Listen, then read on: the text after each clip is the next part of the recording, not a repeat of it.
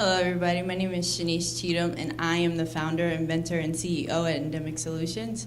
I started a company that focuses on the prevention of infectious disease for developing countries, where I invented a water purification pack for medical personnel in developing countries, where they can actually take environmental water, remove infectious microbes, and use that water for medical purposes like for wound washing, hand washing, and anything that they need. It's pretty much basically a portable saline without them having to import saline for surgeries and things like that. So I started it actually because my dad got sick here in the United States from a MRSA infection, where a nurse infected him from not washing his hands, and that had me go and investigate what were they doing in developing countries. So I got my degree from Kent State University in cellular molecular biology. I'm currently getting my master's in infectious disease at Drexel University, and after that I'll be going on to med school. So.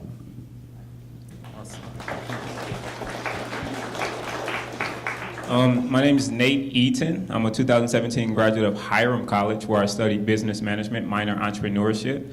And I guess my thing of stardom or rise of entrepreneurship came when I created a product in my dorm room. It took me about 3.5 years. I worked on a product. It's called Water Dodger, and it got renamed to Hydro Shield Water Dodger. I created this product in my dorm room from scratch, came up with an idea in my head, superhero, Captain America holding a shield, throwing a water ball. And I just started drawing away in my dorm room. Then I crafted it into a cardboard, and then I took cardboard to acrylic plastic, and then I took that acrylic plastic and took it to foam, and then found a manufacturer in China, and I built my own prototypes in China, which I later took on to an ABC show called The Toy Box, similar to Shark Tank, but a panel of kids judges. And the toy company was Mattel, and they had the host from Modern Family, I believe it was. Eric Stonestreet was the host of the show. So long story short, I competed against other entrepreneurs and inventors across America, and they chose one ultimate winner, and it came down to 2 people. And the girl named Lauren chose Water Dodger as the winning toy for season 2 of the ABC show. And currently, I'm a lead generator for Maximum Velocity, which is a full-service marketing and communication company, while I'm continuing to try to build my brand, the Nate Eaton brand. Thank you, and let's get started.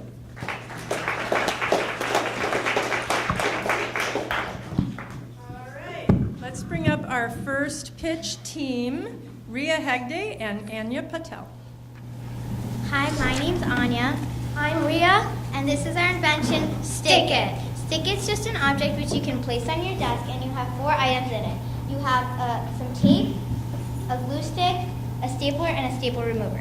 Now you may be wondering, who would use Stick It and why? Stick It is designated for people who work in an office, have an office at home, or even just kids at home.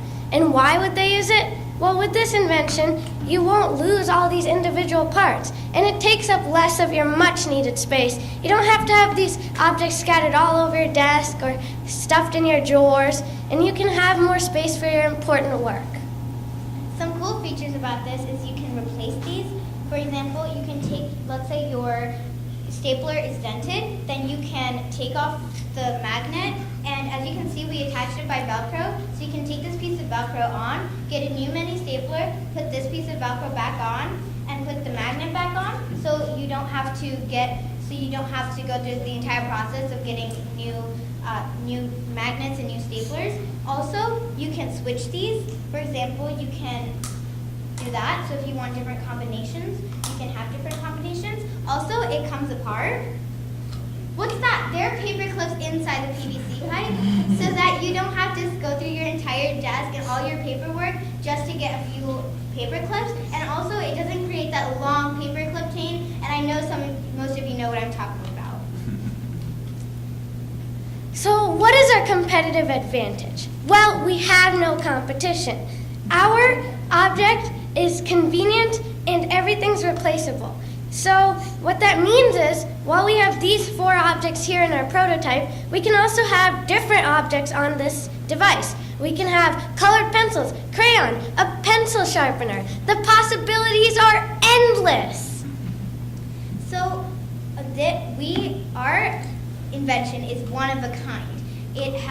There's nothing else like it in the universe. Unless there's some prototype that we don't know about on Mars.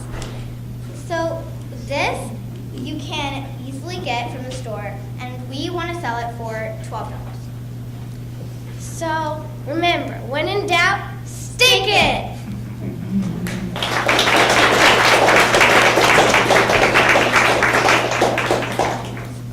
We have a couple minutes for questions.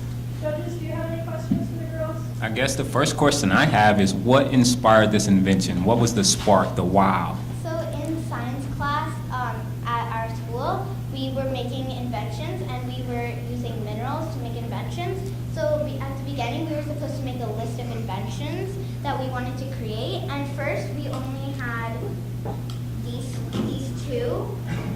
But then I wanted to do something a little bit more intricate. So we decided to add these. And then one weekend while we were making this and attaching the last bits, her mom said that another much needed item in the office are paper clips, so we decided to add that too. I have a question. Who would your target market be? We mentioned earlier that it's for anyone who has an office at work, has an office at home, or just for kids at home. So basically it would be for anyone who has a working environment that's like an office. So teachers, maybe like doctors, bankers.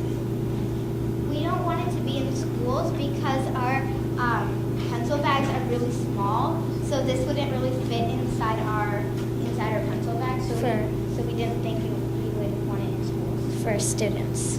Okay. So one more question for me is this. So when you buy that package or that product, what are those materials come with it? Is it one set of staplers, one set of tape? Yeah. Okay. That's what we were thinking. And then we were also thinking that we could sell these separately. So you could just go to the store and buy staplers just like this. So you just have to take it out of its packaging and click it on. So you don't have to go through all that hassle. And also like other materials like we discussed in our pitch, like pencil sharpeners and so on.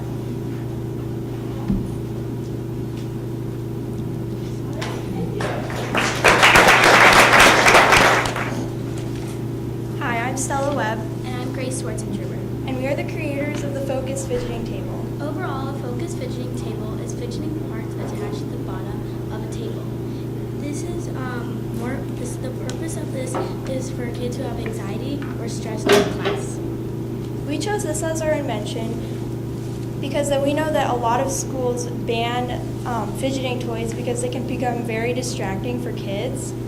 So, like fidgeting toys like fidget spinners or fidget cubes, but we're going to make sure they're not distracting by making sure that they're silent and non-visible, so they're going to be under the table. Even students without anxiety or ADHD will greatly benefit from this because studies have shown that kids who don't have something to fidget with have a hard time focusing in class and have a hard time doing schoolwork. So this could relieve their stress. With that being said, teachers will probably be our top buyers. They like the idea of this because kids tend to pass around the fidget toys if they're handheld. This can become very distracting for students and even the teachers. Our competition will probably just be other fidget toy companies or just other furniture companies that sell tables. If we were to launch our invention, we would make the fidgeting part so it would be more uncomfortable because of sticking parts sticking out. Yeah, so we're going to make the fidgeting parts more flat because as you can see on our model, we used a fidget cube and it's kind of sticking out, which would be uncomfortable, but unfortunately we couldn't take apart the fidget cube, so we just worked with what we had. Thanks for listening.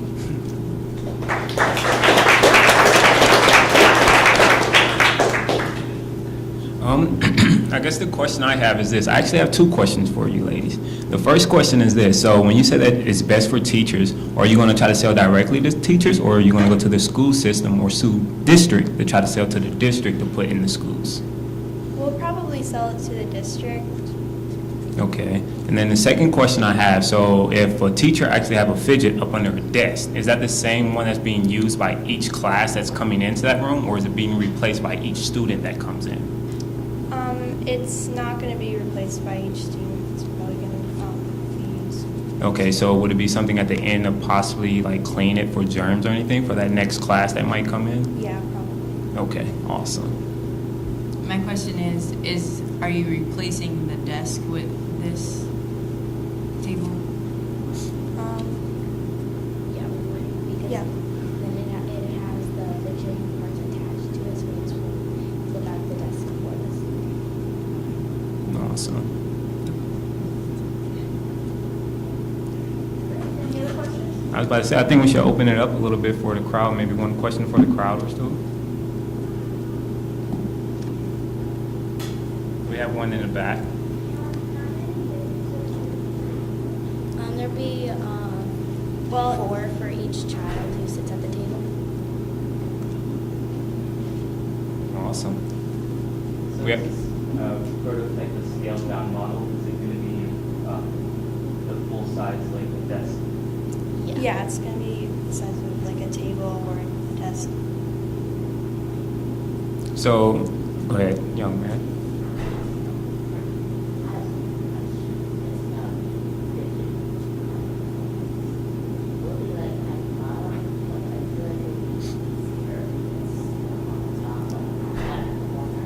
Well, the reason that we put it on the bottom is because if it's on the top, it'll be distracting, and if people can't really see it and they can just feel it, it'll be less distracting.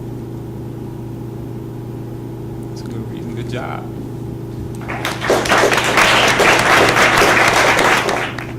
Hi, my name's YUHAN. I go to Hudson High School. I'm a senior there, and so my business idea was DriveWatch. So DriveWatch is a device that prevents driver drowsiness. It's an alarm system that you can wear on your wrist, and that monitors physiological levels, which is basically your heart rate, your blood pressure, things like that. And so if the device senses that the driver is falling asleep, it would sound an alarm or vibrate to wake up the driver.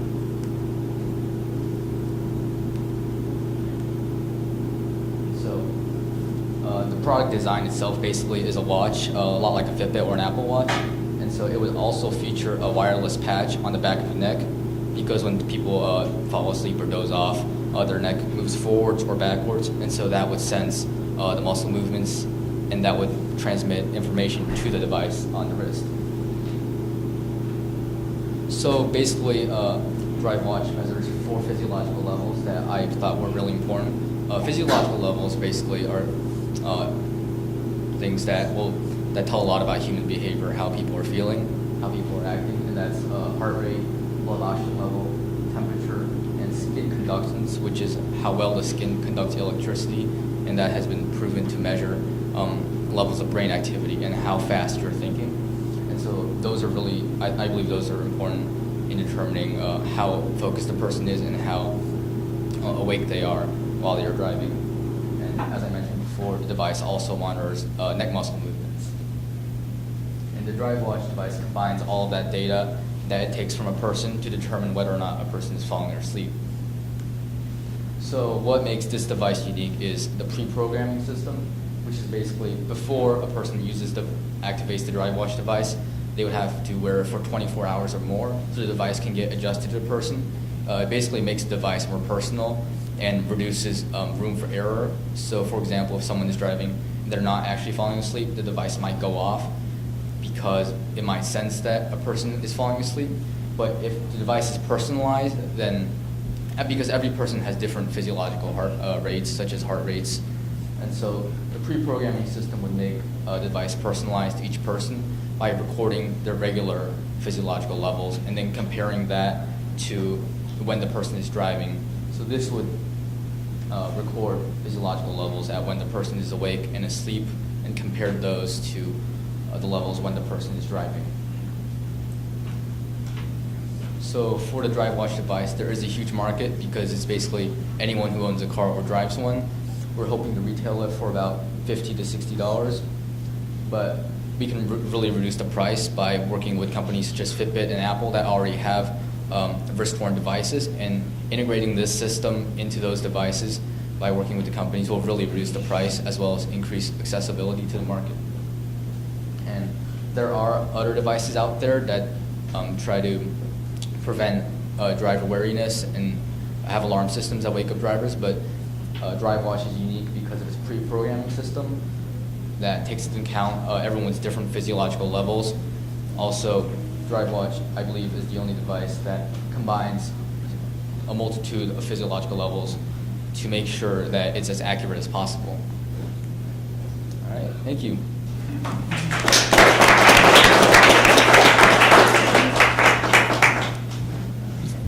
So from the sound of it, it sounds like licensing is the route that you would go with the DriveWatch, correct? Could you repeat that, licensing? Yes, that's what it sounds yes. like. So licensing is the focus for this product, okay? And so when you say licensing, what is the direct way of you trying to get that license approach? Get the license for like a patent approach? Yeah. Yeah, so I would have to file a patent with the U.S. Patent Office and then get that onto the market. I'll plan to sell it on places such as Best Buy or technology stores, as well as have it retail on Amazon. And that's once I get a patent from the Patent Office. And then after that, I plan on reaching out to companies such as Apple or Fitbit and integrate this to reduce the price of the device. Okay, awesome. I have a question about your pre-test. So you said it's measuring 4 different physiological, like heart rate, O2, temperature, and skin. You said that they wear it for 24 hours. Like, how often are you going to have them do that? Is it going to change based off of a person's health, or how often should they actually reprogram the system? And is that something that you've thought about, how to continuously update that system? Oh yeah, that's a great question. So I said 24 hours or more, so the device can get used to the person, but definitely as a person changes throughout the ages, then we'll definitely have a system that will help let the person reprogram the device so it can adjust to its changing physiological levels. Okay, and then you said your target, I would say probably target customer or customer partner would be like Fitbit and Apple. Mm-hmm. How are you going to actually market to the end user? Like, so you're partnering with another technology company, but you're also adding this health component. Now, what does your marketing plan look like to actually capture that end user? Yeah, so I plan on collaborating with these companies by having the system integrated into their existing devices. And so really advertisement would be up to them. I would be selling them part of my company to do so. That was my plan. So your focus is trying to get that actual device with, say, Apple has to actually monitor your body movement. For example, they have like a physical app on their Apple Watch where you put it on and it can monitor your heart rate and stuff like that when you're exercising and stuff like that. So is that what you're talking about, having Yes. a device like that? Well, so device, the original DriveWatch device would be a watch in itself without the Apple functions, but to integrate it into an Apple Watch would really reduce the cost. One last question from me. Now, are you going to be adding, like, is there an adhesive on that, the part that you stick on the back? Oh of yeah, the yeah, bike? the patches. Okay, so is there, okay, I see. So is there like a warranty component you're gonna add? Like have you sourced what type of adhesive you're gonna use? So if it's not sticking properly, or have you thought about that? Like, how is that person, the end user, gonna replace it? How long does it last? Things like that. Yeah, so that we'll have the sensor for the muscle to be able to be taken off the adhesive if the adhesive fails to stick, and so we'll have replacement packs of adhesives. Okay, gotcha. Open it up to the floor.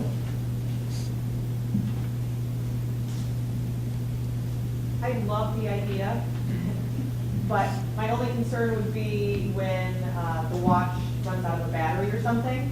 So you would have to definitely, put a warning or caution that this has to be charged in order for it to work. You know what I'm saying? Right. Right here. Would you consider to like leave a Bluetooth to connect it to the car? Oh yeah, that'd be a great idea.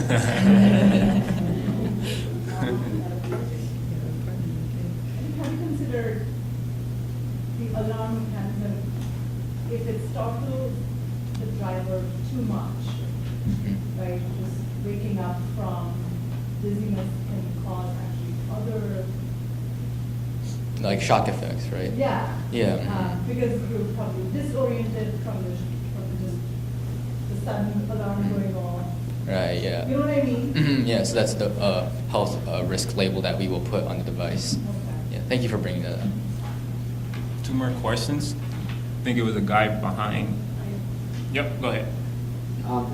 Did you look in to see if there's any legalities that you'd be concerned about with this? For instance, let's say someone is wearing it and they fall asleep and they get in an accident and it didn't take them out. Yeah, so the device, we can't guarantee its perfectness. However, our goal is to save as many lives as possible with this device, and we believe that it will certainly help in many cases. Hey, great answer. Go ahead, one more.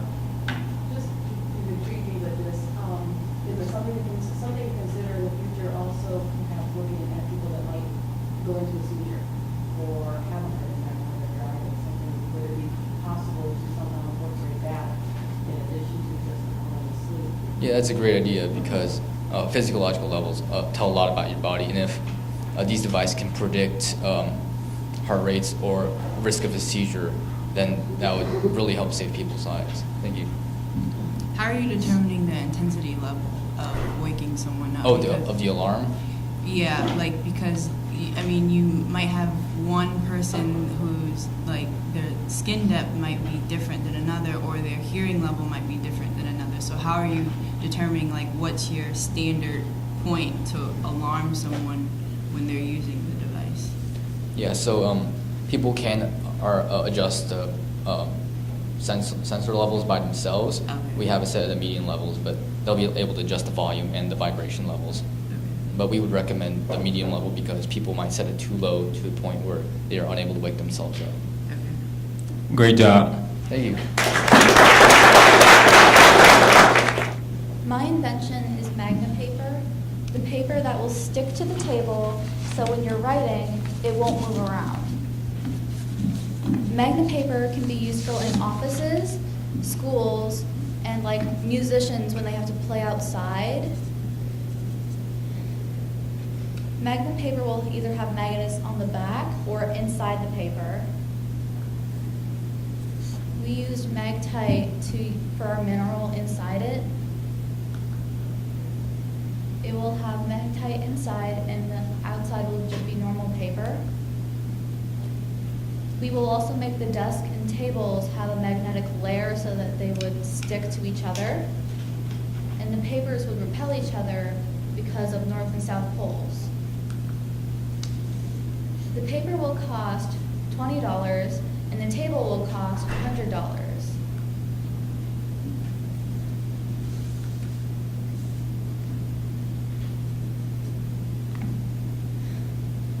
The magnets will also change the color of the paper so that they would either be gray and not white, but it can also come in like varieties of colors. Like this is blue. It could come in yellow, green, orange, or black. You can write on the paper and it will also be stiff enough so it won't rip while you're writing on it. And the table will have a switch on it, so when you are done writing, you can flip the switch and then it will release the magnets so you can peel it off easy. Thank you.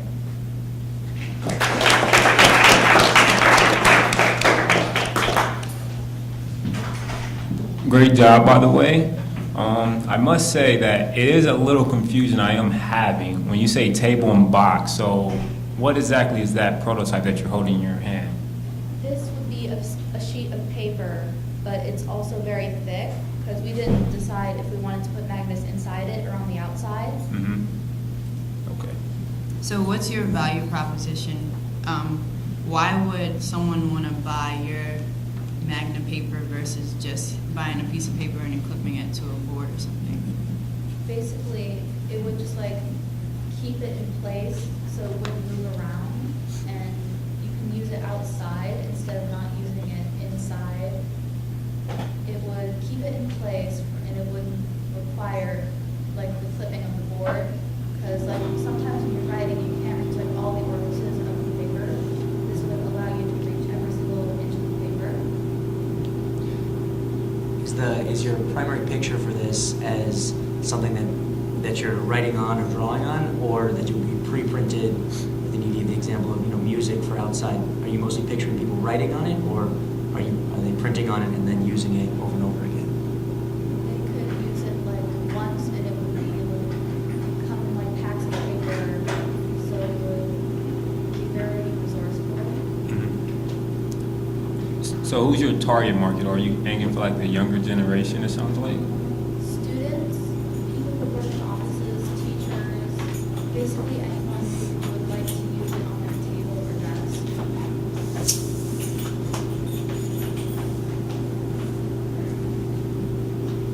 So is that $19.99 per sheet, or is that for like a package of it? I see, okay, I misunderstood.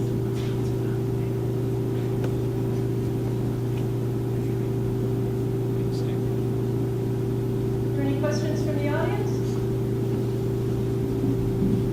Go ahead. What inspired you to come up with this invention? Well, me and my partner Anna couldn't actually come up with anything at first, but after we came back the next day, we decided to work on like something that had like an easy mineral. So we decided to settle on magnetite or magnets. Right here.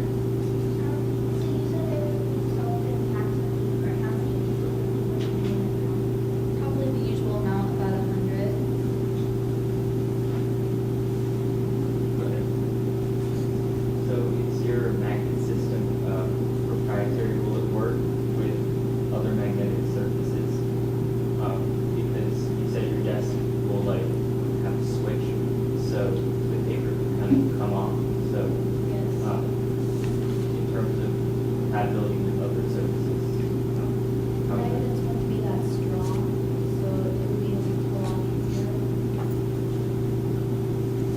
Come on, Ashley, go ahead. So you said how the table has to have some sort of magnetic so that it sticks on it, and you said it's on your table for I think it's like $100.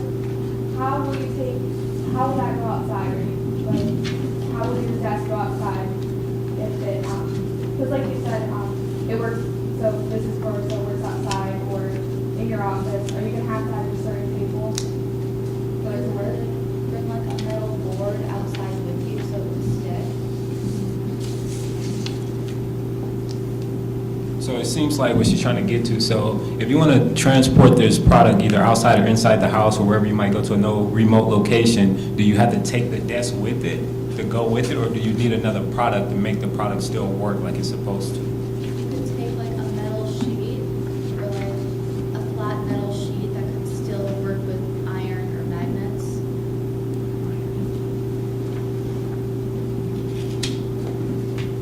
One more question from the audience. Yep. You might want to think about creating a surface that is portable that can be put on any surface. So if you, like, let's say you're creating your paper, if you create something that can be rolled up with the same magnetics that can fit onto any surface.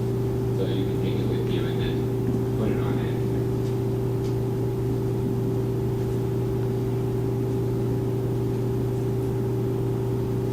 Yeah, one more. Big picture of paper you're using wood for, you're putting out piece for, is there a renewable aspect of this with your particular kind of paper, which is more nature friendly, more environmentally friendly compared to the kind of paper?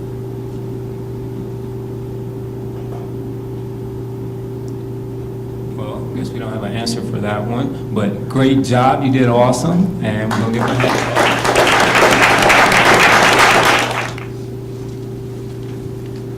Good evening. Have you ever parked your car in a spot you deemed as safe, only to come out later to find a scratch or dent in your car? Have you ever worried about the security of your car? Well, you're not alone. According to the National Highway Traffic Safety Administration, over 750,000 people, Americans, have their cars either stolen or broken into, amounting to $6 billion in stolen property. 1 in 500 Americans will be victim of thefts from their vehicle this year, costing them about $8,000 each in lost property. Not only is car theft a major problem, but crimes regarding vehicles are the crimes most reported to police each year. Among the top 10 states most prone to car theft, Ohio ranks number 7. In order to solve the problem of car theft and security, we've created our product, Armor 360. Armor 360 is a series of cameras installed by you in your own vehicle that gives you 360-degree monitoring of your vehicle at all times. Our product is useful as a dashboard camera while driving and will monitor your car when you're not around. Powered with a solar panel, our camera will be the only product on the market with no external wires or removable batteries. Programmed with movement detection algorithms, the series of cameras will enter a low power mode when the car is idle, but immediately record high quality 1440 pixel resolution video when motion is detected. This way, Armor 360 will save video storage space, but more importantly, the system will always be charged and ready to keep your vehicle safe from any and all threats. Best of all, Armor 360 connects to your phone through an app. This app will allow you to complete tasks from sharing unique moments that you captured while driving to allow you to direct police to your vehicle location at the press of a button. The ability to connect the cameras to your phone via the internet will be possible through an existing technology called the Internet of Things. We will be utilizing a 4G wireless internet chip that is manufactured by the largest wireless internet service provider in America. This unique chip will allow all 4 cameras to transmit their footage to the main console which the judges have on their table. Here, the video will temporarily be stored until saved by the user on their device or shared using social media. After a select time period, the footage will be overwritten and the process of storing the video will start over. This way, Armor 360 will be the most effective and most efficient vehicle monitoring system on the market today.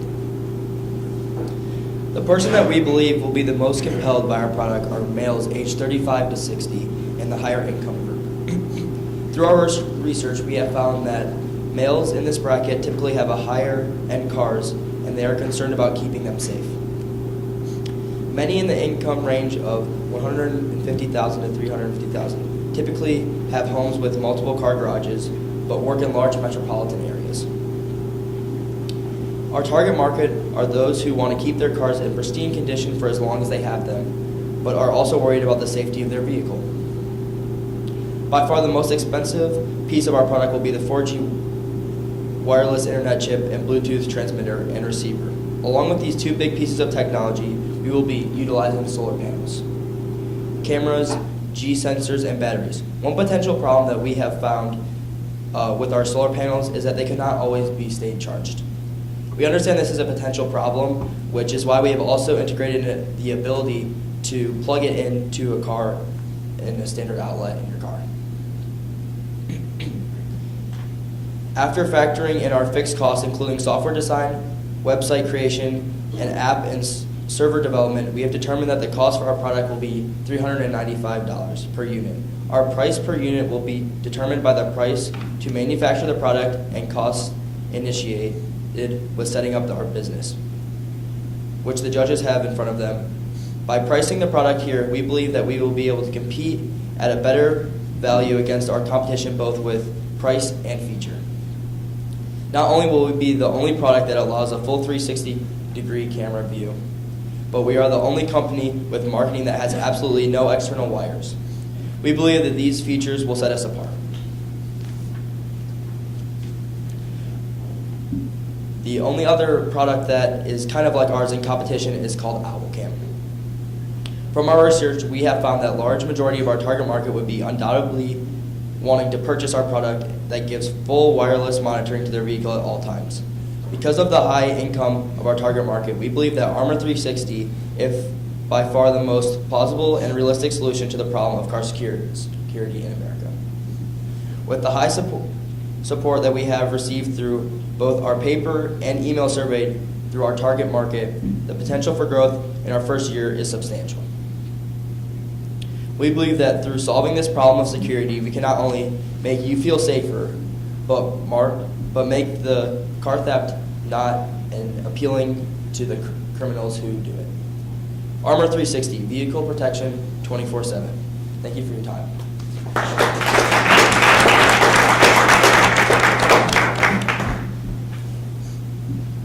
Can you guys help me understand the competition a little bit more? So, like, what's the cost of a standard dash cam?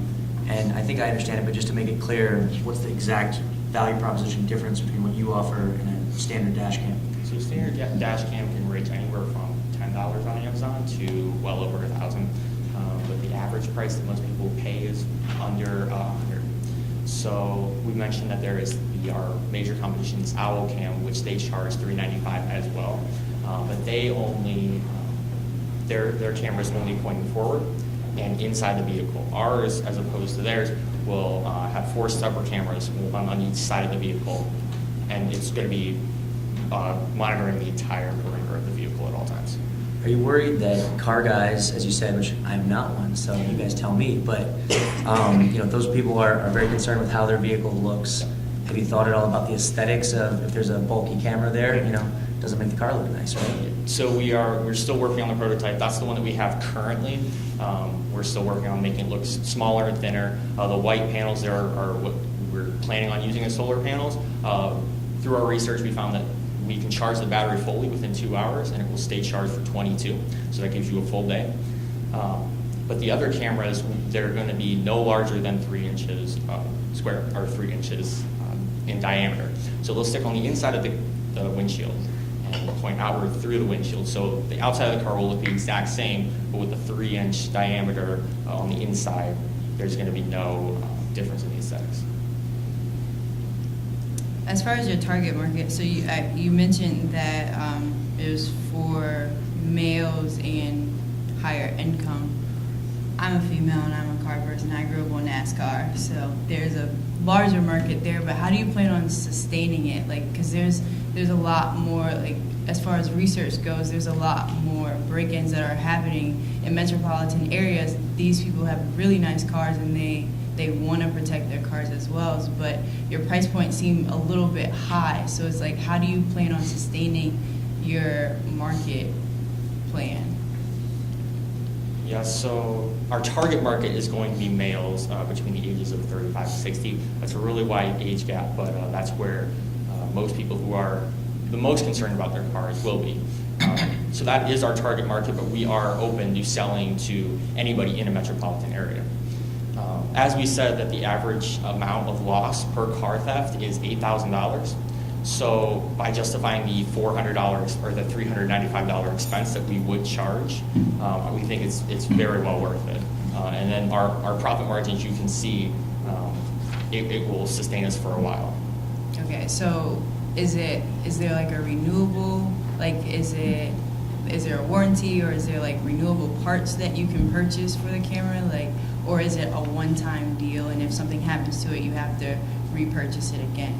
Yes, so as of right now, it's a one-time deal, but definitely we could look into insuring it or supplying a warranty when you first buy it. For a lot of these types of products, definitely the ability to create a sustained revenue stream is a huge opportunity. And so especially, you know, if you're putting in Wi-Fi, you're putting in Bluetooth, if you're spending the money on those types of things, you know, setting up a website, a sharing service, you know, social media integrations, all those type of soft solutions, you can, you know, create some great ongoing revenue streams. You know, so I'm thinking about some of the backup devices out there where they charge you $10 a month. You know, they back up all your devices, and if something goes wrong, they send you something in the mail, a new hard drive in the mail, or your data, or whatever. But I'm not sure what that looks like for this application, but definitely ways to monetize over time are going to be critical, because costs are always more than you expect. So you have to go out of your way both to look at different target markets, but also other sources of revenue. Thank you. Yep. What I have to say is I don't know much about apps, I can say, but a couple things that first came to mind is safety. And when I say safety, it's more about your own personal space. So a car is another atmosphere that people use as personal space. So when you have cameras, it's privacy issues. Is that going to be an issue where somebody can hack in your system or software and get inside someone's car and see what they're doing inside their car? Well, so the cameras right now are just going to be pointing outside of the car. Okay. So it's not going to be inside the vehicle at any time. So yeah, but we would continue to work with software development to patch all those issues, just like large tech companies do today. Okay, and the last question is, do you think it's best to try to take it to the market as is with the app and the devices and have people program it in their own personal car, or take it to an actual car manufacturer and see if they'll partner with you and put it in their car, since they already have the Bluetooth, they have the Wi-Fi? Yeah, so as of right now, we would be selling it as is. That's definitely something that we are trying to look into, maybe licensing out the technology and putting it in each side of the vehicle when they manufacture the car. Okay. Is there anything proprietary about it in terms of, is there any new technology here? Yeah, so the software that we will develop to stitch all 4 cameras together, that is kind of out there, but it doesn't go as far to the extent that we would have, where you would pair all 4 wireless cameras together. Any questions from the floor? We have one hand in the back, young man. If this product is like sold all over America, wouldn't the people that are taking the cars realize about it, and then they'll take that camera off? Yeah, that's a pretty good question, but the thing with why we connect it to our phone is so that way that before they can take it off, they can't wipe it because it'll be sent right to your phone. So therefore, you'll always have it on your phone up to the date where they, or up to the time where they take it out. So you'll have them, a picture of them getting recorded coming to your car. Yeah.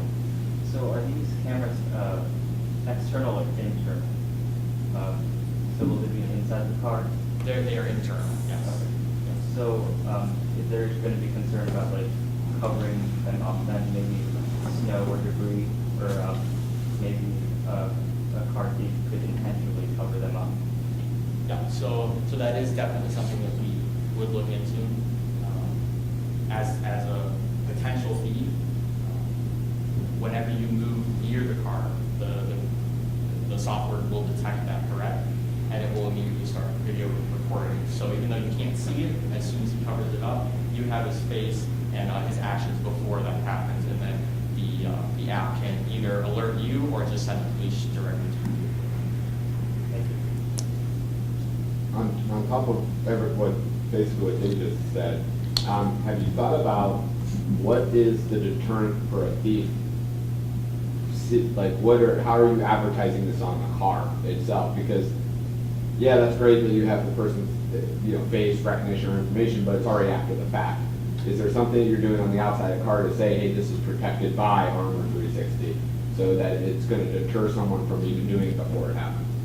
Yeah, that's a great question. So we don't exactly have a direct plan at the moment, but we have talked about making like stickers and stuff that you would put like on the outside of your car, just like how on your house you have like a little like sign that says ADT or whatever your security is for your house. We've talked about doing stuff like that. We haven't decided where we would necessarily put that sticker, but yeah, we definitely want to show that, hey, like, you don't want to mess with this because we've already seen you and stuff like that. So yeah, that's a great question, but yeah. My question is, I'm guessing your big box retailers who sell car stereos and do installations are going to be one of your choice customers. If I chose to do the install myself, would that be a simple or complicated process? It would definitely be simple. So each of the devices will have suction cups on them, so they just go directly onto the windshield on the front, the back, and the sides. And everything else is wireless? Yeah, absolutely. And we also have talked about if you are not comfortable and don't think that you have the capability to install it yourself, we can also provide a service where we will come out and install it for you. So. Just a thought, like I can get a discount on my house insurance if I have, protection, like an ADT or something. Maybe car insurance will give a discount to people who have this in their cars. That might be something to market.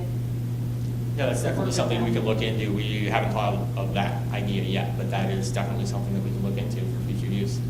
Thank you. You guys did awesome. Thank you.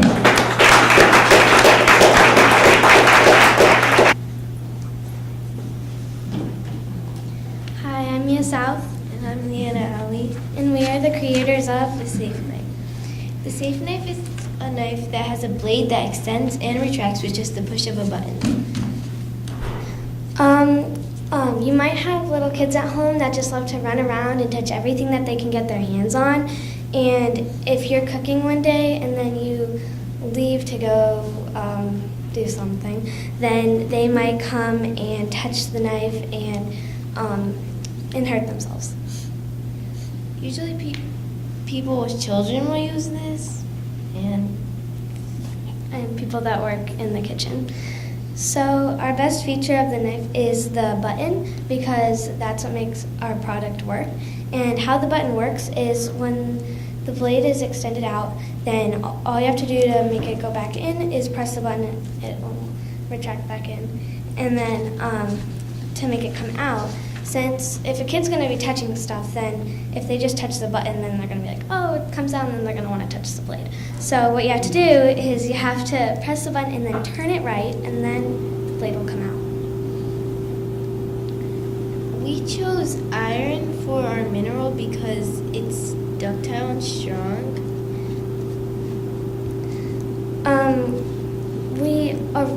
One of our challenges was we were going to originally use diamond to create the blade, but as you might know, diamond is really expensive. It's $1,400 per carat to create. So that would also be including the handle, the button, and the cover. So that would probably be like over $1,500. Plus, we need to make a profit, so then it would be even more. So no one's going to want to buy a product that expensive. Iron is 25 cents to 40 cents Per pound. So it's much less than diamond would cost. So our only competitors are companies that make knives, and some companies do make a cover for their knives, but ours is unique because it has the button. Good job. Thank you.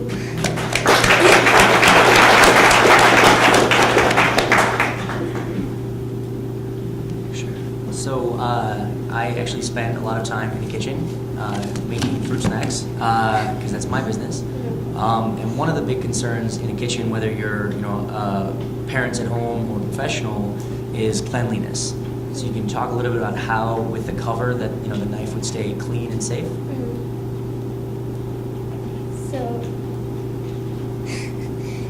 So we would probably have a clip, so that way you could take the blade out of the knife, so that way you could clean the blade, and the cover would be made out of plastic, so you could easily wash it. Thank you. For your child safety feature, I think the idea is great. I have a 9-year-old, so he's always grabbing stuff. But your child safety feature, you say you press it and then you turn it. Have you guys played around with different ideas for that child safety feature? Because if a kids pay attention to a lot, and they can come behind a parent and watch, and you can actually play around a little bit with your price point because your materials are cheap. So have you guys thought about some type of electronic way, or maybe a code or a fingerprint type safety feature? Yeah, we were thinking about a fingerprint.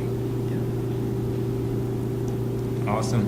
I guess the one question I have for you ladies is, what was the wow thing, or what really inspired this? What was you doing at the moment that said, oh, this is our idea? We thought that since usually there's a lot of parents with young kids and they just like touch anything they see, they think it's a toy, and they can get really hurt if they just touch the blade and cut themselves. So. And our teacher actually asked us to list some ideas that we think that should be needed in the world. And I have a younger sister too, and I have a lot of younger cousins, and I know how parents can get worried really easily. So. Any questions from the audience? So when you're actually using the knife to cut things, will the plastic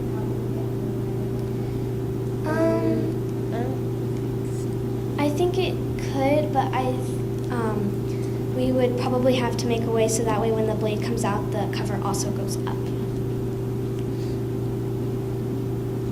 What price point are you picturing for the knife? $60. Well, we were thinking $50 to $60, because even though iron is cheap, still just to buy a blade in general is not as cheap as 50 cents.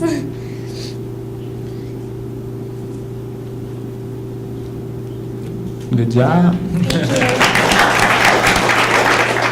Hello everybody, my name is Patrick Lee. I'm a 10th grader at Hudson High School, and I'm excited to share my innovation with you, Smart Midnight Care. In order to reduce heating bills, approximately 53% of American families will reduce their thermostats in temperature at night. However, there's a problem with this. When it gets to midnight or early morning, the room temperature may be lower and more layers of blankets may be needed. But many people, especially children, cannot wake up by themselves to add these extra layers. As a result, they may get sick the next morning and cannot go to school or cannot go to work. So we're faced with a dilemma: stay healthy or save money. Well, I designed a device to solve both these problems. The device would allow people to set a temperature limit and would wake them up when the room temperature drops below that set limit.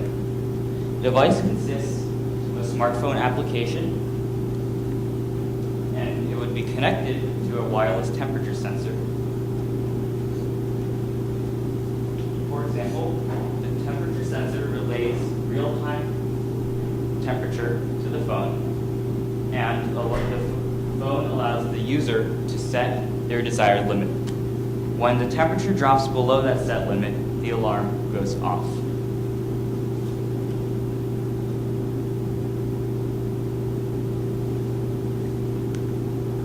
Our target consumers are families with kids that want to reduce heating bills. And, well, kids are extremely expensive, so you want to save all the money you can save. Our market is going to be approximately, it's going to be the 53% of people that turn on their thermostats that I mentioned earlier. So that's approximately 67 million households. And if just 1% of all those households purchase this device, that's about 6.7 million units in sales. As well, I may be able to expand this to the global market.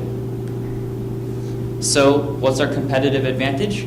You save significantly more money than using a conventional thermostat, up to 15% if you turn down your thermostat for about 8 hours a day. You can also stay healthy and improve productivity. In fact, the common cold causes about $6 billion annually in lost productivity. Also, you can protect the environment by reducing greenhouse gas emissions. So what are you waiting for?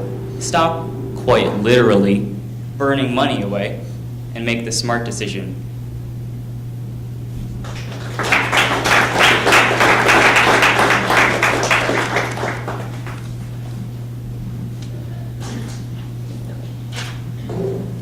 I want to go a little bit more into your value proposition. There's other thermostats out there that are doing the same thing. Besides your about saving money, staying healthy, and protecting the environment, what's the other value proposition that you're adding to a system that's being actually built into homes that are reducing energy bills, that have these sensors that are adjusting as people come and go or as they're staying home? So can you elaborate a little bit more on your value proposition? Oh, okay. So this product is going to be separate from the home system. Okay. So in other words, it's not going to be interfaced with your thermostat. Okay. And so the point of this product is to try to reduce any thermostat use. So I think what you're getting at is sort of like a smart thermostat, like a Nest or something, that will lower or increase your temperatures based on like your movements, but that's still going to be using up heating. And so the goal of this device is to completely eliminate that, so you don't have to use your thermostat at all. What I like about this idea is that, you know, kind of as she was saying, a lot of the existing devices, especially for, you know, less, if you live in an ultra-modern house, it's one thing, but for most people, you know, you're kind of stuck to whatever the thermostat says, and it might be very different from room to room. So the fact that this is targeted, in one bedroom versus another bedroom, one person's threshold, I don't know how it is in your guys' house, but, my girlfriend's threshold for cold is very different from mine, and of course, little kids, one room for the next room, whatever. So I like that aspect of it. My concern is, being too cold at night, and, getting sick, anything like that. But being woken up throughout the night can also have health risks, and cause issues, from sleep deprivation. Have you thought about those trade-offs or other ways that you can address the problem but not impact someone's sleep? Yes, so I've had that concern come up before, and so I am actually currently in development of an automated system of this. However, I don't have that prototype here right now. But I think some people would want to save money over being asleep. And some people, I understand, may take longer to fall asleep than others. And so maybe this product's not for them. But there's a huge market, and so, like I said, not everyone, has to get this.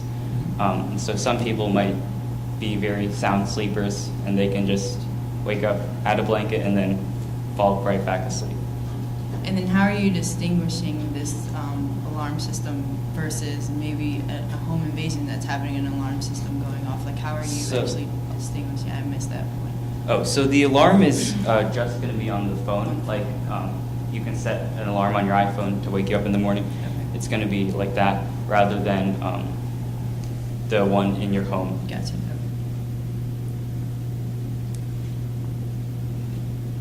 Any questions from the audience? Thank you.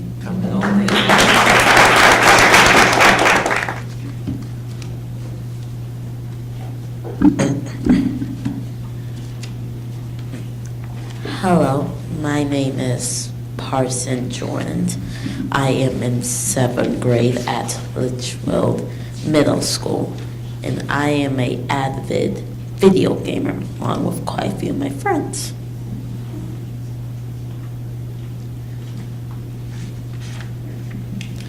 This is the Nintendo Switch, the new popular gaming device.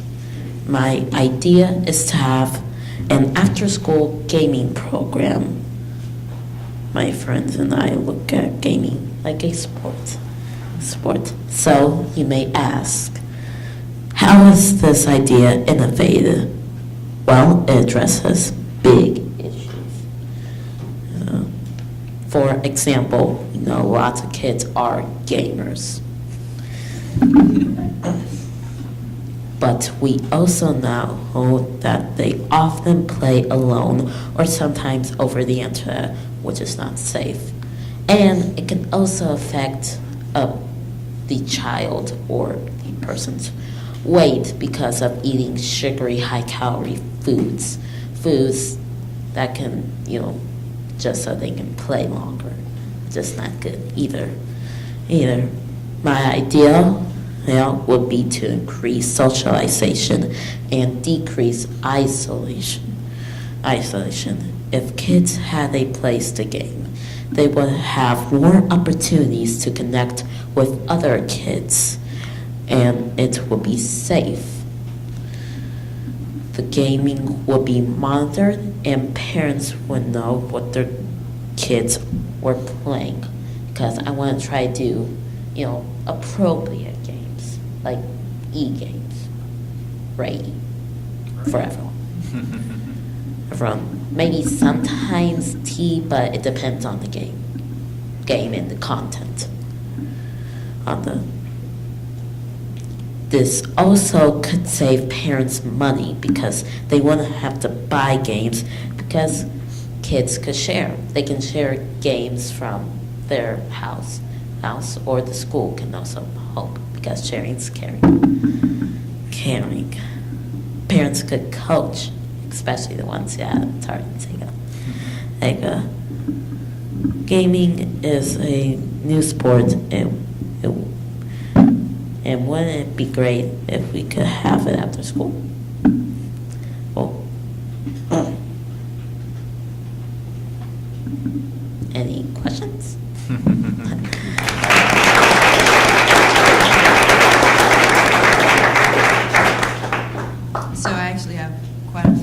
questions. My son is a gamer. Yes.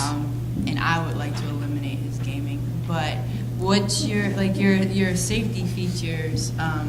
Because now there are a lot of these online gaming where you're pretty much coming online with anyone, and you can pretty much make up a name. You could be however old, but we don't know that. Like, how can you elaborate a little bit more on your safety features and how the parents are actually monitoring what's going on in the system, the gaming system? Well, my idea is that for the program, that we'll have some adults, some volunteers help out. They'll more or less, monitor, see what the students are to make sure they're doing everything safe, to make sure they're not doing something bad. And then are you targeting, as far as your market, are you targeting like after school programs, or are you targeting parents who maybe want to form like babysitting groups to have these gaming collaborations, or what's your target market and how are you marketing to them? Well, it's actually, I wanted to try to do this for middle schoolers since I'm in that grade. I was trying to do this like an after-school program, but now we think of it, I can do so much more with it also. Also, it can like be like a little center in like a school or like anywhere in the world where students can, parents could drop off their kids and they can have a good time, make sure they're doing everything safe. And then my last question, as far as your types of games, are you like looking into collaboration with existing games to make them more efficient for group playing, or like are you looking to target like big gamers who can actually help with your system, or have you thought about that? I have thought about that. What I was trying to do is try the selection of games I'm trying to do. It's like more or less the more popular ones. That game, Fortnite? Yes. Very well. Thank you. Okay, Well, any other questions? Yeah, I think you got a great thing right here, a great program, but you got a big market. So you know what you're doing. You picked a big market. Game market is huge and it continue to grow. And the gaming sporting market continue to grow. But I think where your focus should be at on narrowing what's your biggest, your business market, your business identity. Because it seems like you can create this and then it can go off into be a program, but then it can turn into like a whole after-school program where it's like a Boys and Girls Club type of event. Now you got kids doing different things. I think if you narrow your target, exactly who you're marketing to, you can get people, because now it's a thing where it's called, here you go, scholarship, create games. And I think if you narrow your focus on gamers who want to go to college for that, and then work on partnerships with colleges that give scholarships out for gamers, I think that might be your sweet spot. Yeah, that can actually be my sweet spot. And it also doesn't have to be middle schoolers also. I can try other demographics. I can do, the elementary students, but I'll have to pick games that will be suited, and also do some other games also. I can also do the high schoolers, see what they like most, and we can work on through that. The scholarship, that's a little tricky, but I'm sure we'll get through that one way or another. So my question is about dollars, and so obviously this idea is a little bit different, and I love the approach to incorporating an activity that people are already doing and making it a more positive impact on people's lives, so their moms aren't mad at them. I love that approach, but any idea has to be sustaining. You can count on volunteers, you can count on free space at places like the library, but eventually there's bills to pay. Do you anticipate any of those costs, and how do you think you'll pay for any of those costs that might come up? That's a pretty good question. Well, my focus was I was trying to make this, like a free thing. Like I can ask schools to, have this program situation, and we can, put some prices on some things also. Also, like just in case if we need to, buy a game, game, but that's more or less just in case, because what I was saying was that, well, sharing is caring. We can have some people, volunteer, bring some games, and experiment. One idea, just to kind of expand your thinking on that, is maybe look to a subscription model. Since you want to expand this to as many people as possible, people are willing to pay a monthly fee, and if you want to just create this environment for people, a subscription model may be something that you want to look into to offer to schools or libraries or something like that. After school care for parents is hugely expensive. Right. So even if you charge $5 an hour, it's a lot cheaper than $30, $50, $100 an hour that some parents are paying. So there definitely are ways to monetize it. Doesn't mean you have to be in it to make $1 million, but it takes money to grow a program. So it's a great thought. Yeah, I can make some charges, like the program. I was thinking that it could be like the entire thing could be a year, and then we start it again. And I feel like we could do a price like it can be about $5 a month. One last thing I want to add to you that you can possibly add to your whole trying to set up your program and stuff is mentors. I think that might be a unique position for you, is if you can bring in outside mentors that's willing to be around these kids and also mentor them. I think that might be huge for you. Yeah, that would be pretty huge because it can, just in case the parents don't want to really do it, I can find some volunteers there, because it isn't a bad idea. Yeah, if I say so myself. Thank you.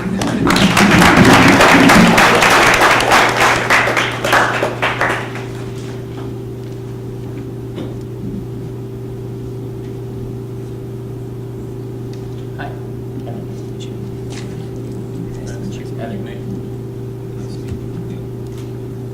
to meet you. Hello, I'm Max Luker. And I'm Gavin McKenna. Our product is the Maglo suit. Have you ever gotten snow on the inside of your gloves or your boots? It can be a very uncomfortable experience. Well, we've got a product for you. Our product is called the Maglo suit. What it is there's gloves on the outside of the coat and then on the inside of the gloves. And then they attach to keep out snow, and also it'll be harder to lose them. This goes for the boots as well. The reason why our product is needed is because it is uncomfortable to get snow inside your boots and inside your gloves and coat. This solves the problem of maybe it being uncomfortable, and as you can see here, it clicks on, and then you click, and then it can put back on, and it does a firm hold. And same thing for the boots. Also, we have shaped it so that you can actually put your foot inside one of these. Our only competition that we would have is other people that sell snow gear. It is easy to produce because the whole magnets that we use to put inside the gloves and boots is $10, and for the actual coat and the snow pants, it's $20 each, so that'll be $50. So then we would probably sell it at around $60, which is affordable for people who need it, and will also have us make a profit. Our price will also depend on the size of the clothing. The bigger it is, the more money it would be. Some of the challenges in the making of this product were to get a magnet that could shape this, and another one is we did use coats and snow pants, but we didn't have a strong enough magnet, so we were just using a system. Another thing is it's also easier to work with the smaller clothing than the bigger clothing. For the boots, they could come in all different textures, and even maybe ski boots. So we had to also shape different magnets to attach to the boots, and so it doesn't get in the way when you're actually attaching the pants on. Thank you.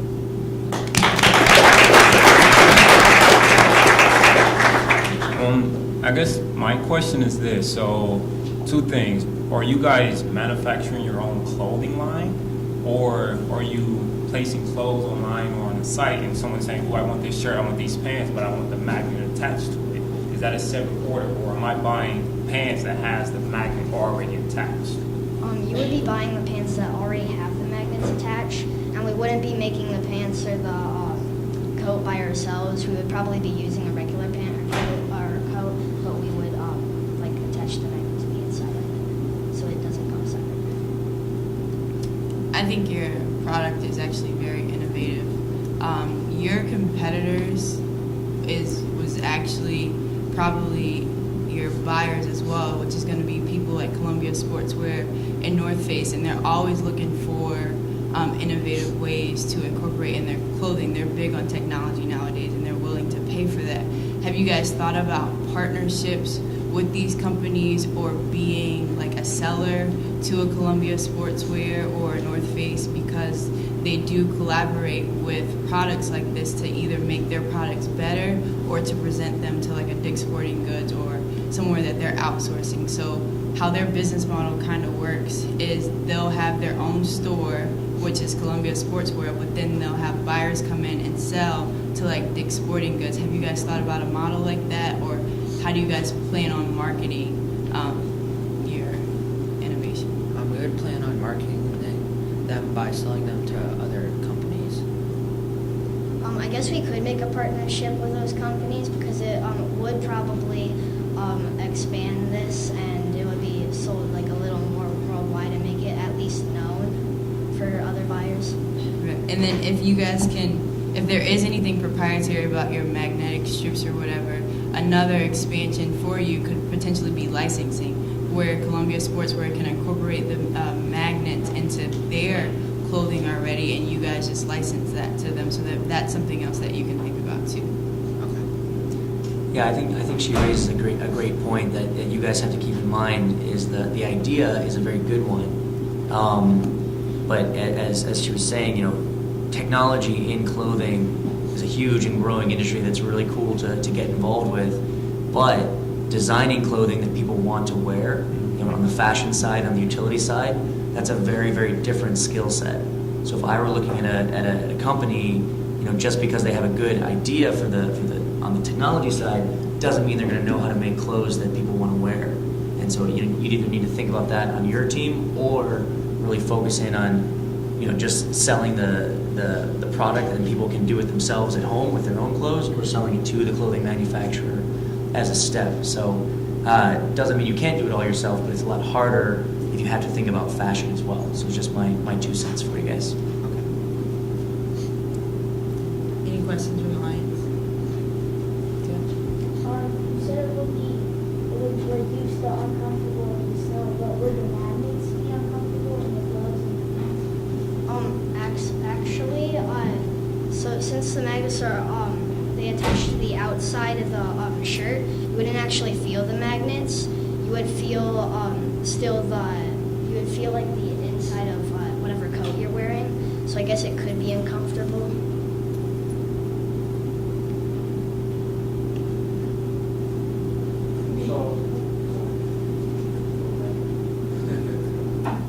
This would be really useful at ski resorts, like when people are renting snow boots or skis or snowboards. That could be somebody to market. Go ahead. Yep.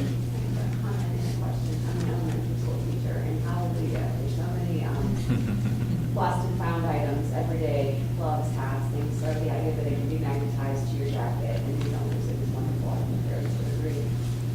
And the question I had was, if you have magnets, is there a concern like, oh, I'm stuck to the car, oh, I'm stuck to the sled, like the metal part of the sled, or is there any concerns with that? These magnets really aren't that strong. It's really just tighten it so the snow doesn't get in. So they're probably not going to attach to a car. And we have clothing that's over the magnet, so it's probably not.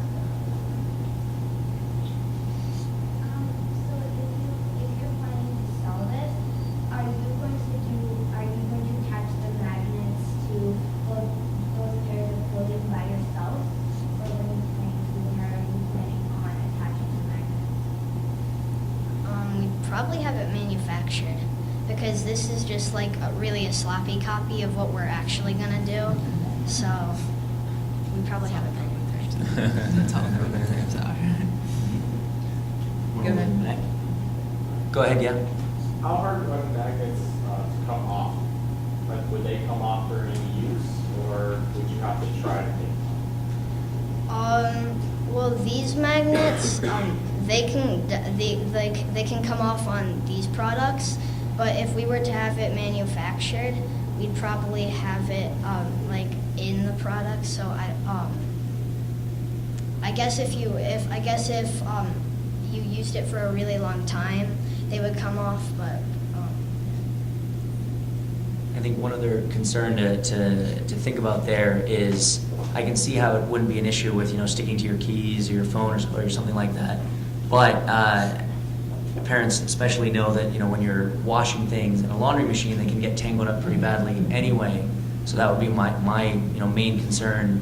If you can't take it off and it's meant to stay on, if you have 5 of those gloves in a washing machine, they might end up in a clump. And you're never going to get them apart. They get stained. They don't get clean. Whatever it might be. So thinking about how the maintenance, how the care works, is also going to be an important step. All I gotta say is, how old are you, buddy? I'm 11 and in 6th grade. You did great, man. You did awesome. Thanks, guys.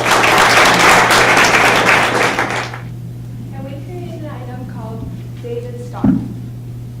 We created this item because when you walk into stores, there's aisles and aisles of Christmas decorations and no Jewish decorations. And if you're lucky, you'll get one shelf or two. we're always making these decorations in Hebrew school or at home, and we're always trying to display on somewhere in our household, either on hooks, lamps, like always lamp switches we're trying to come onto, window seals, and there's not just one place to put this item. So our projection was matched on the bench. It was introduced in December of 2013, and in 5 years it has done more than $3 million in sales and was in the hands of more than 100,000 Jewish homes. So with comparison, if we sold 100,000 David Stars at $19.99, we would create $2 million in revenue. So this product we are going to make, so it's 3D, so this is like an example of how it would be. So there would be 3 Star Davids, so this like would be the one triangle and then going out, so that way you have more room to hang your decorations on. And this could also be helpful with interfaith marriages because sometimes one family wants to celebrate Christmas and the other wants to celebrate Hanukkah or whatever Jewish holiday you're celebrating. And so usually you would have to pick which one, or celebrate here, try to celebrate this at this person's house and this here. This also could be used for, we also would like to sell our own ornaments or cloth stands for stand, and we think that you can use this also not only for Hanukkah, but you can also use this for different Jewish holidays. For example, like Passover, you can put the flags on the tree so that you don't have to take it out just once a year, but you can also use it for other holidays. Thank you so much for listening. And we also, this is just also a prototype. So we would like to make it. We'd also like to make it a lot bigger and taller, more like a Christmas tree would be. This could be like a table topper. You put it on the top of the table.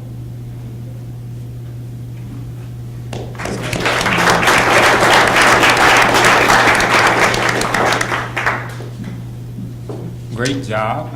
I actually have 2 questions for you. So the first thing I was going to say is when you pick a market, it can be this big. But then when you pick a specific market, you target, it gets smaller. But it means that you can narrow your target and you have a better chance at hitting your audience. So once you said Jewish people versus the world, and then once you narrow the Jewish people, now your target market's here. But it's okay because now you're precise. You know who's you're targeting. So what's your approach of getting that product in front of those people? Because you can have a great product, but if people don't see it, how can you sell it? There's actually 4 million Jewish people in the U.S. and 2.5 million in Israel. So that would be So the question is, great job, but what are you guys' approach to try to get it in front of those people so they see that you have this product? So are you saying like in stores, where would we sell? So our main target would be to put it in places like, for example, the mentioned events is at like, it could be at, well, Best Buy is at a lot, but it can also be at, or Home Depot, I think it might be. And so our main goal would be to put this in places like Walmart or Target where people are walking past these aisles and are looking for certain decorations to, like when we walk in stores, sometimes we are, or Walmart or Target, we're looking for sections of things we can use for our holidays. Awesome. One thing I want to add to that is Walmart, Target, all those are great places, but you can't get there right away. So I think a better approach is trying to target those people directly. So if it's Jewish people, go to like an area where Jewish people mainly be at, and you find local Jewish stores. Like, hey, I have this product. I'm a young kid. Can I place this product in your store?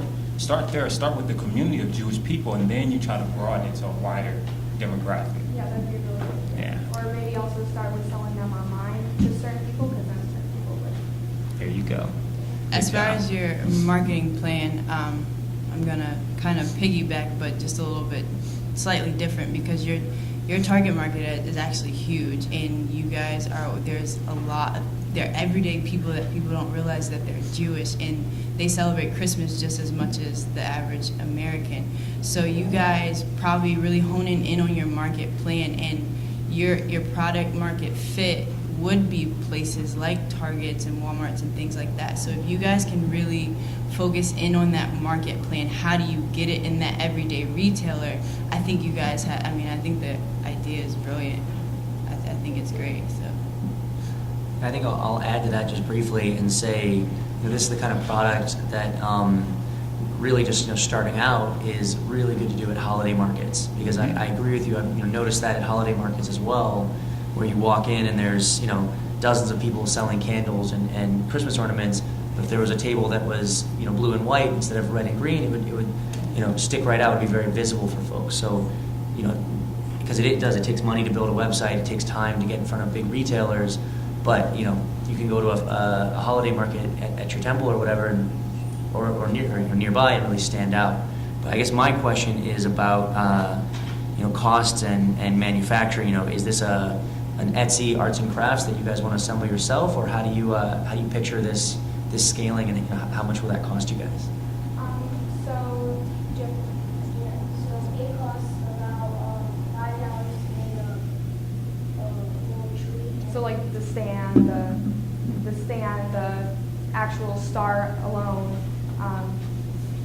cost that. And then to sell it, we'd probably make it $19.99, just so we are making profit with how much it costs for us.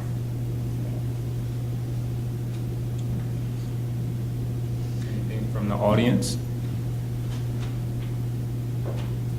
You did a great job. Thanks, guys.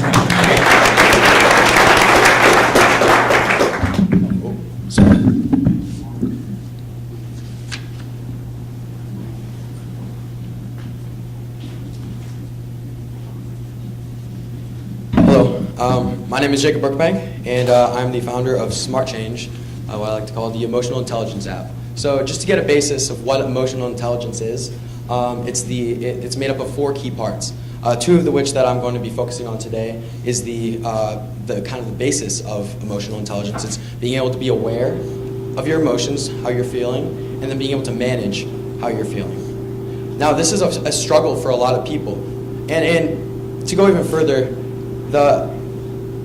further, your emotions also affect your behavior.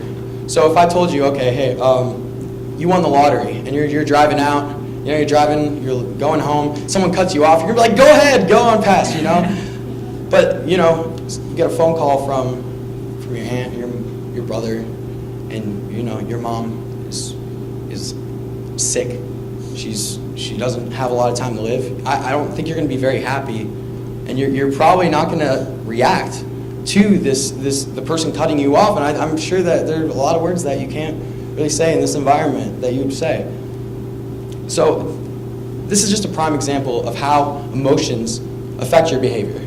It's shown, you can see it empirically, and Antonio Donazio, a neuroscientist from Italy, has done multiple research, years and years of research on this.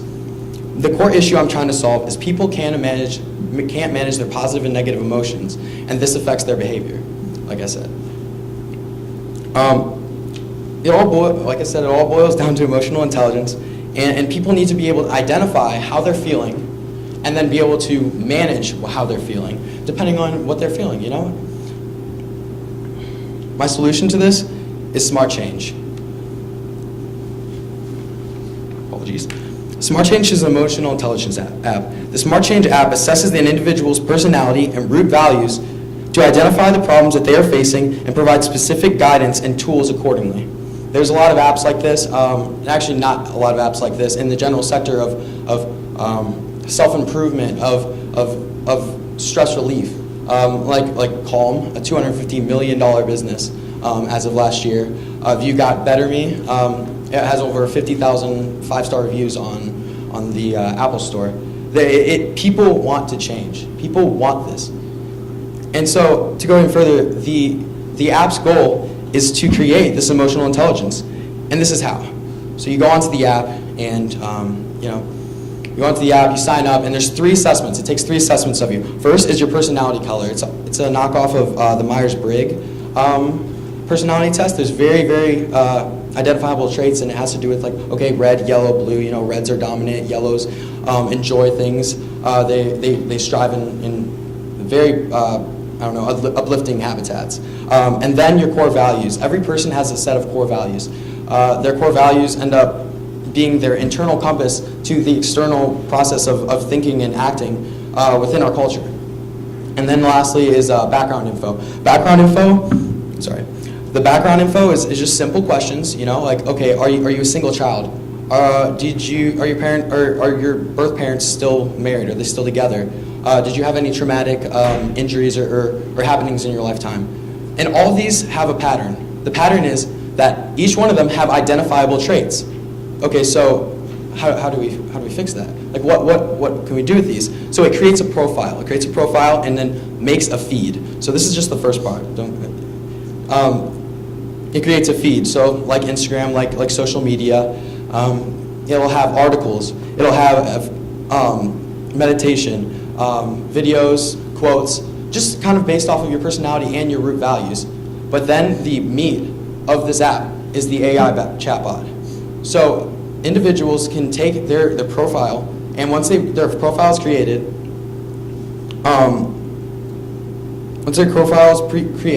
AI chatbot is able to identify and ask you, okay, how are you doing? So I'll give you an example of this. You click on it, it's like, okay, hey, how are you doing? It texts you. You say, okay, I had a bad day at work. My boss yelled at me. I struggled with driving home. There was a lot of people cutting me off. I didn't win the lottery. But all this ends up being just identifiable for this chatbot. It sees that you're a red. Oh, reds don't get along with bosses. Therefore, they're going to have stress because of this. And this goes into all different sections or different emotions and actions that a person can type out. And AI is a leading and sometimes scary technology that is becoming more and more prevalent every single day, to the point where it's able to identify and win games just by looking at the rules. So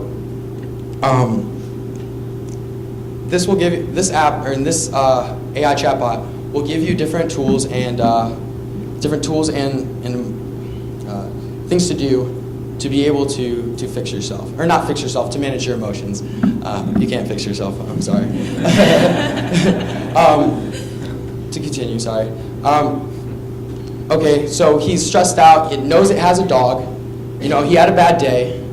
He's been using the app for maybe 100 days, and the AI chatbot's like, okay, hey, you have a dog, go pet your dog for 5 minutes. This is something that'll reduce your stress. It's small things, because if you get bigger, you get to kind of like a moral compass. But and then it says like, okay, hey, you've had 100 good days. You've had 100 good days, and you had one good bad day. Look at the big picture. Your mission your mission statement, your core values, and your roots are all connected to this, to the point where like you're able to improve yourself through this app without even knowing it, and creating emotional intelligence just by typing out your emotions and typing out, oh, I had a bad day. That all creates emotional intelligence. Our target market is millennials, teenagers, people with anxiety and depression because of the stunning numbers of anxiety and depression. Between 1 out of 5 kids between the ages of 14 and 19, by the age of 19, from 14 to 19, will end up struggling with anxiety or depression at one point. That's an insane number. And then I'll get to the financials. It will take about $500,000 to start up, and the initial startup, and then $50,000 per year for maintenance. The costs will be spent on development for $150,000, development, AI chatbot, marketing, and then sales. And then there's three profit streams. First being, it'll be a freemium app, so people can use it for like a day or two. They'll be able to do everything, but then they have to pay a premium. So it'll be $4. It'll be $4 a month or $40 a year. It would take about 12,500 people to be able to create back what we initially spent in that. Next is the just being able to market different tools through this app. Like, okay, you're stressed out. I see you're stressed out a lot. Here's a device that you can use. And then the last one that I'm not very sure about is selling data. Data it's kind of a controversial issue right now, but being able to sell certain amounts of data is very profitable. So to go back over, the app is going to create emotional intelligence through just the process of talking to someone, which is not something that we are able to do very much. Have a purpose, smart with change. Thank you.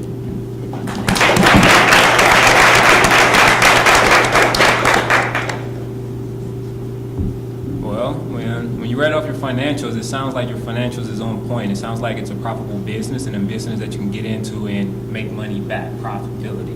A couple of questions I actually had was, I actually think this would be a cool app for couples, because my first thought was like, my opinion, a lot of people don't like telling people their feelings and stuff, so now I got to tell a device my feelings. So I don't know about that, but I was like, this might be cool with couples, because if you had a bad day at work and you telling this app, this device about your day, your wife can see how you're feeling. So when you walk home, she know how to interact with you to try to make you feel better. That was my thought about that.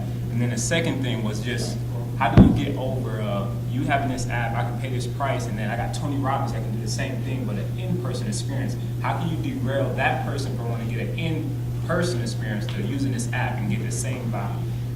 Yeah, so the app, Tony, I'm not sure who Tony Robbins is, I'm sorry. He's just a speaker, motivational speaker, okay, empowerment coach. Yeah, so first off, the idea of it is being able to type out your feelings, what you're going through. That in itself is not, I don't want to say proven because that's like a very heavy word, but it's very, very probable that creates emotional intelligence, just the awareness, being able to see, hey, this is what happened and this is the different things that came through this. And then also giving the tools, being able to know, okay, I was stressed last time. Like last time this happened, I'm able to do this, and this helps this. I'm not looking for it to be a therapist or a motivational speaker, more as a guide and a tool maker, and more shallow than deep. So just to kind of expand on that, your development, you said about $150,000. And looking at your team now, do you have a team of people? Would you have a team of people in the creation of this app, of people that are in technology, psychology, doctors, therapists like that? Because I actually think in the day and age of mental health and technology, I think you have a great idea in expanding this app where you have leading experts, maybe expand that price point a little bit more and you put a little bit more money in that development side. So you can develop a great app and then another extension for your market. Have you thought about marketing to therapists? Because a lot of people, they don't like to go in to talk to therapists, or they may not want to call a hotline. If you have an extension, maybe a telehealth extension, where these therapists can check in on patients that they may have seen regularly, or someone wants to reach out through the app, is that something that you could consider to extend the app in a different market besides just Yeah. I've not considered it with this specific idea, but yeah, I could definitely see like this being used by therapists. Like, hey, this is your homework for this week is to use this. I don't know if it, like, I'm sure you could make some sort of way of therapists being able to use this, log into it, have people under them. I don't think that would be a problem either, and a very, very profitable idea as well. Because from personal experience, most of my friends who struggle with anxiety and depression hate their counselors. Literally, they go to their peers more than they go to the professionals. And this is, there's over 300 school shootings this year. And like, is this actually helping? I don't know. And then with putting more money into development, my numbers for this app with the 500,000 was, I said 150,000 with development. It was going long on time, so I didn't want to say anymore. But the AI chatbot would cost around $150,000 for a high quality one that would be able to handle this many users. And then 30,000 for like a marketing firm, those yearly digital marketing firms. And then like maybe 100 or so for a psychologist. I'm not sure how much more money would go into the app past that. Yeah, I love that you're thinking through different revenue streams. I think that's so important when you're trying to get something off the ground, and especially something like an app where you're right, the upfront development costs can be huge, and so really thinking about different ways to monetize over time are important. What I would really encourage you to do to think about this is, one, you're going to need to think a lot about liability, because somebody's going to plan a school shooting, somebody's going to plan a suicide, and they're going to tell your chatbot, and then there's risks there if you don't have a system in place to deal with it. And so that's going to be one of the big hurdles, is to really bake that into your thinking. Is what happens when there's that oh my gosh moment, to have systems in place, whether it's therapists or law enforcement or whatever. But the other thing that I'll encourage you to think about is it's a huge group of people that can benefit from this type of thing, but that also means that there's a lot of different personality types and different challenges. Yeah.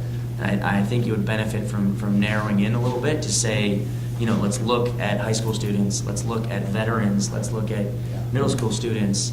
To segment a little bit is going to give you a lot more credibility than if you're saying, like, this is the panacea, anybody can log in and talk to a chatbot. Yep. That might be true, but those people are going to want to interact with a different interface, with different marketing, with different messaging, so that they feel comfortable in that app. Like, I want puppies, she wants cats. That there are many different ways to message it to make it comfortable for people, which is going to be critical. For sure. Oh, one thing I'd like to add is that's one of the joys, and I know that it's very hard to narrow down on, especially the amount of diversity in people, whether it's racial or emotional or even psychological. But the nice part about AI chatbots is, and I kind of, that's why I did the color personality, because it's a very shrunken down version. And I don't think this is really meant to be a therapist as much as it's not meant as like a helper. And I know I said that, I'm sorry for repeating myself. But more general. And then also the AI chatbot can, I don't know if it can definitely like learn how this person thinks and how it works, or how they work. So that's like a big benefit of spending the amount of money that we did on a chatbot. But I'm sorry for that. Great. Thank you. Another thing I want to just add, I personally think if you can find a way, if like a doctor that's in that type of field or something, you can build like a personal relationship with them and see if they'd be willing to ask their clients to even try it out. If you can get people that's already committed to coming to their doctors and listen to their therapists to try this device, you get real credible feedback, and then you can broaden it out to high schools and stuff. I think starting off there, you might get a group of people to do it, but they might start off with just texting anything in it. Yeah. If you want to get real data, you start with a real group that's going to give you real feedback, and then you kind of broaden it from there. So right now we're doing it, or me because I'm alone, we're doing an MVP, and this MVP is, I have a automated texting app, and I have around 25 high school students of all different, like, I guess, just a lot of diversity. And then they're all they text me, which is like, I'm not, a psychologist or anything. But I ask them every single day at a certain time and automatically text them, hey, how are you feeling? What's going on? So I guess we're kind of trying to step towards something like that. But I didn't really think about the whole doctor side of that. Thank you very much. Yep, just more credibility. Credibility. Yep. Any questions from the audience? Go ahead. So what differentiates your application from the other ones you mentioned on the App Store? Is it that this one has an AI and the others don't? Yeah, so the other ones are not very personalized. This is definitely a lot more of a personal app. Like the Calm, it's just a meditation. You go through, you pay a yearly fee, and then you go through meditation cycles, and then you choose different aspects you want to grow personally. And then it gives you different things, and then it also has like sleep, sleep stories at night, stuff like that, like small things. And it's not very personal to people because, I mean, if I'm stressed out and meditation isn't working, like what do I do, you know? And it's not really driven towards personality as well. And then the other one is like kind of a knockoff of Calm, except it's like called the meditation app for people who don't want to actually meditate, which is kind of funny. But yeah, the differentiator is the AI chatbot and the feed and just really the personality of this idea. Sorry, you guys. Got it, go ahead. Two quick things for you. Not really a question, but one is there's actually a book called Emotional Intelligence 2.0. And at the end of it, it gives you a link to a website, you take a test, and then it kind of breaks down your emotional intelligence for you. Might be a good book for you to check out, ties into what you're saying. Second is a couple of the judges were talking about different revenue sources. One revenue source you might want to try to tap into is that it costs billions of dollars a year for companies to hire, train, and fire people. And a lot of companies are really starting to dive into emotional intelligence. It might be something that you can tie into how we hire people and to what their emotional intelligence is to cut down on the cost of that turnover. Yeah. Thank you. Thank you very much. Oh, you guys. Go ahead. So if these people who are having depression or anxiety, if they try to do something really bad, will someone be looking at what this person is saying to the AI so they can prevent these bad things from happening? Or Yeah, at this point I'm not far enough into it to know, but I think that might be, I don't know if that's going to conflict with like privacy and like data also as well. Like if I'm able to sell data, there's definitely a line that you can't cross when it comes to like, that sort of thing. So as of this point, no. I think the fields that are looking, but intelligent automation, cognitive thinking is, I think, greatly appreciated, but also widely untapped. Right? So I think the potential is there, but you should do some more research and the complexity and algorithms that go into the cognitive thinking chatbots. Oh yeah, for sure. The other thing is, do I understand it right that when you collect the data, that's all going to one chatbot, so it's going to the cloud? Yeah, I think that it would just be one chatbot. It might be a cloud. I'm not sure. The only thing to consider then is just data privacy and security. Because then if there is leakage, there is really personal information about a lot of individuals, right? So if I log into somebody else's account, or what if the boss sends me wrong information, you just sort of think through those aspects and legalities of how that data is governed and maintained. Because you're not only collecting data, but it's spitting data back out, right? Yeah. So that sort of makes it a bit for sure. Great concept, I love it.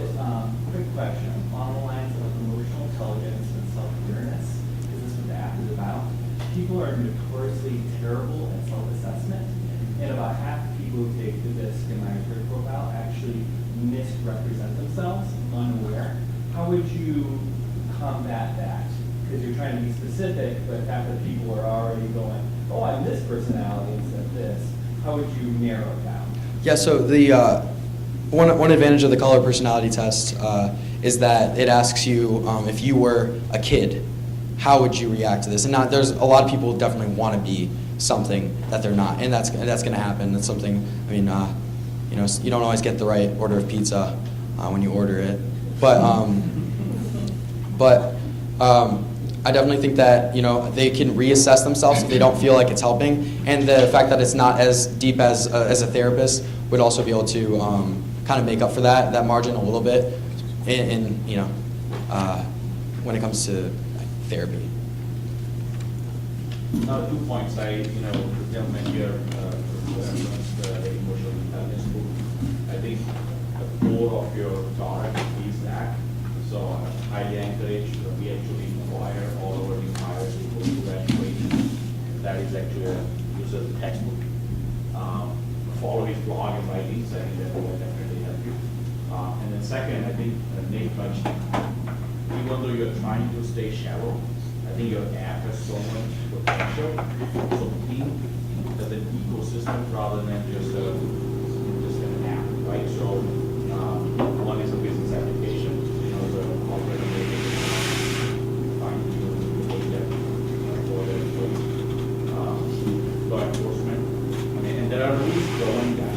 You can work within those guidelines, but it can eventually help the society. At the end of the day, that's what I think we're trying to do, right? So don't get too discouraged by the laws and privacy. I mean, we are in that era where if one person sneezes next to you, sue you because it just hurts you, right? I mean, we are in that age, but we are trying to help the society get to the next level. So think from an ecosystem perspective, there's a medical field, the business field, law enforcement. I think they all get benefit from this. They can share. Thank you so much. Thank you.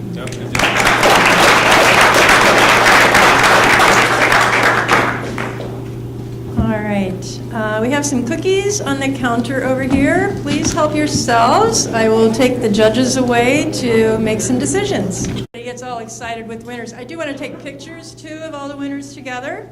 And I want to be sure and thank our fantastic judges who gave up their evening. They're not getting paid except for with this beautiful Hudson Library mug and a candy bar, which I'm sure is well worth the trip out here tonight. So a round of applause for our judges. Thank you very much. You guys are awesome. All right, you ready? Yes. So I'm going to do the younger category, which was 6th through 8th. I believe we had one 5th grader. But you guys did amazing. A lot of your products, you really should continue on working on them because you guys all have feasible products. With the right team and mentors behind you, I mean, you could soar with your idea. So I'm going to start with 3rd place. So 3rd place, we have Maglo Suit.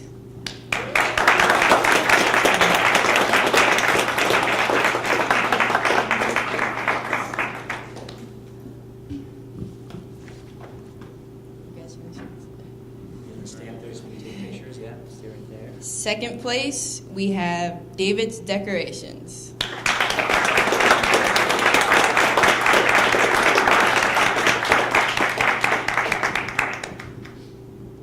Congratulations. And finally, 1st place, we have Safe Knife.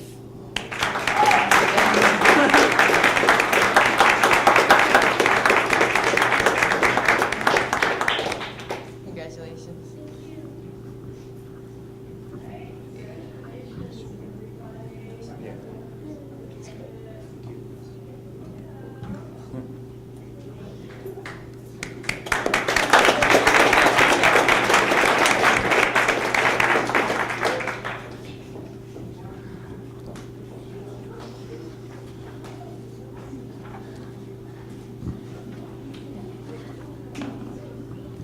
I'm going to be moving forward to the 9th and 12th grade. Once again, you guys did an awesome job. Awesome job. You guys put a lot of time in to find out your data, your information to provide us, because you guys touch on industries that we're each not in. So you guys provided the data so we can give you good criticism. So each team did a great job, and truly grateful to be here and witness you guys going on your path and achieving your dreams. So thank you for that. 3rd place, we have Drive Watch.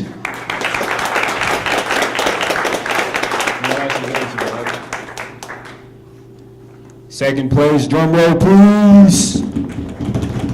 Smart Midnight!